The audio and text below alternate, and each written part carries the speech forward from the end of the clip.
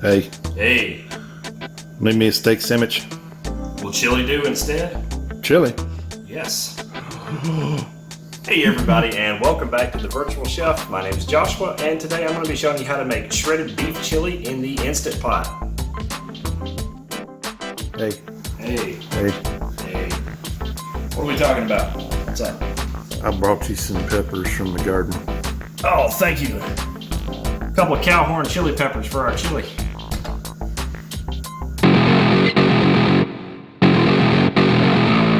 Alright, so one of the most important parts of this chili is going to be our meat. Let's take a look at this real quick.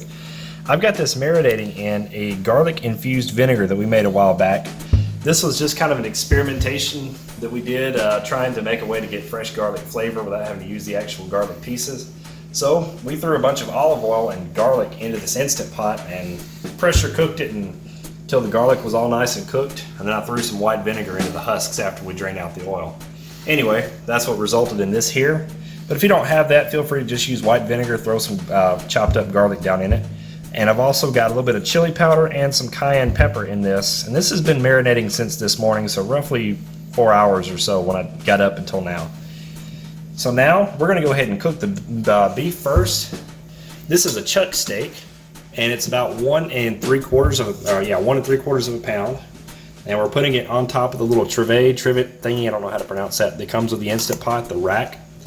I'm gonna put about a cup of water down below it. And just to make sure, I'm gonna splash a little bit of my marinade down there too. Okay, so let's go ahead and put the lid on, backwards. We'll push the manual button, which is right here. Press the plus or minus button depending on what it's set to 20 minutes. Make sure that this valve up on the top is set to sealing before you get started. And now we walk away and wait. Alright, so the 20 minutes on the Instant Pot are up. Now it's time to release the pressure and check on our beef. All you gotta do is take this valve and turn it over to venting and stay out of the way of the steam. So I saw on the Instant Pot official Facebook group somebody posted a picture of their Instant Pot Lux model like the one that I have, thinking that the pressure valve was missing. Well, that's what this little bitty pin down there is. Once it comes up to pressure, that pops up and locks the lid in place. Once the pressure's gone, that drops down and allows you to open the lid. Oh, it's trying to fall apart when I grab it with the tongs. Oh no. So I think it's done. I was going to put it on a cutting board and cut it just to make sure, but I think that's done. So let me get this where you can see it. I have my stand mixer over here. This is a KitchenAid, and I've got the paddle attachment on it. I'm going to just throw all my beef down in there.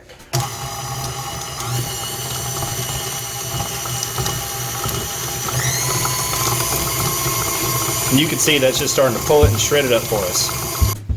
Alright, so now to get into the beans. I'm going to be using Great Northern beans, as well as light red kidney beans. I've got about half a pound of the northern beans still here. I'm going to go ahead and put it into the pot.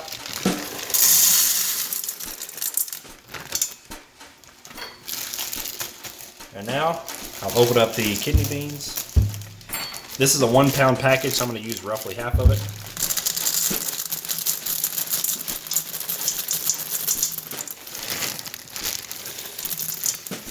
Alright, and the liquid from our beef, it came out to exactly 2 cups, which is exactly what we need here. There we go.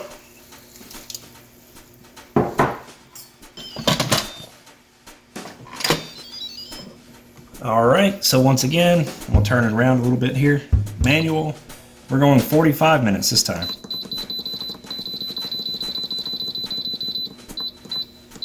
Alright, there we go.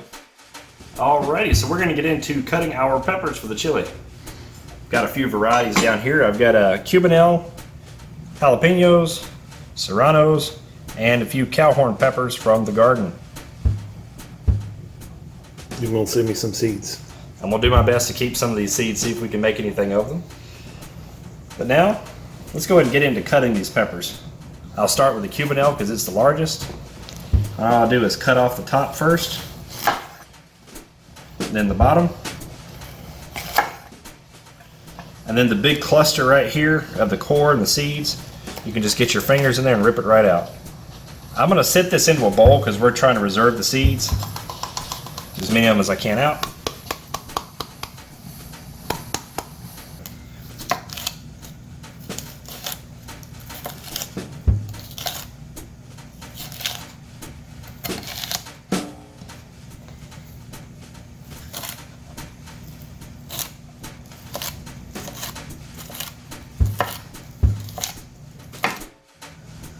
There's Cowboy Pay waiting on her chili.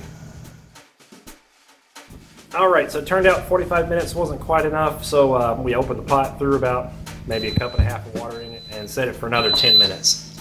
So hey, if you try this, start out with a little more water than what I said, and go 55 minutes. See what that does. Give me my beans, pot.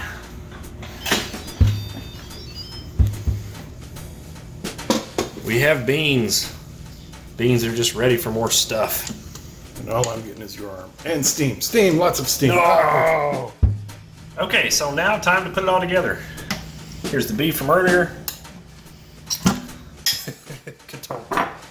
I have these tomatoes that I got from Walmart. I've already opened that can.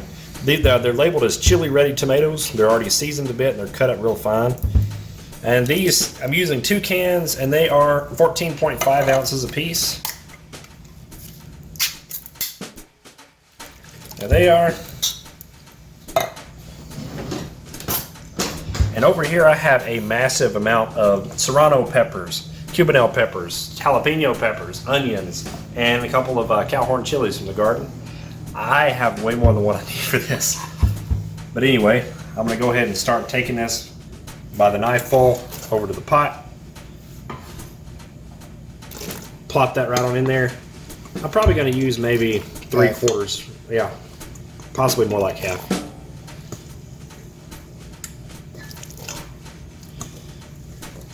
And as you can see inside the Instant Pot, there's a pressure cooking max line right there. You don't want to fill anything over that.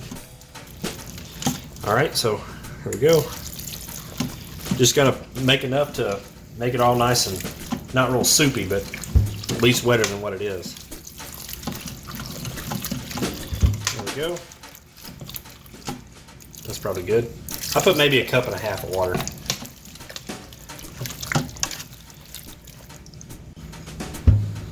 Okay, so one more cook and we're gonna be done. See. 10 minutes one more time, and this time should be the final cook. Once it gets done from here, we're gonna taste it, and if necessary, I might throw a little bit more in it. Wait for the beep. Beep's done. But the peppers and onions and things we've got in there is gonna give it a lot of good flavor on its own. And a lot of times I don't even have to add anything more than this. So.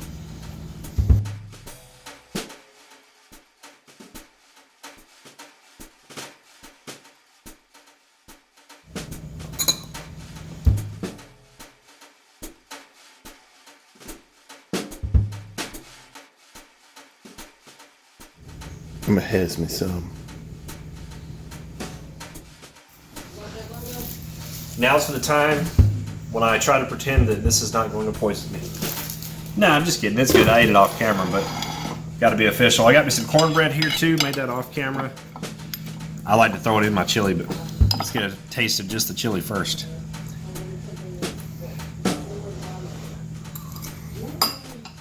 Hot. I ate cool enough, right? I gotta wash myself up. It's good though. I think I'm gonna have to subtitle that section. Yes, because I don't know what language that was. This is good.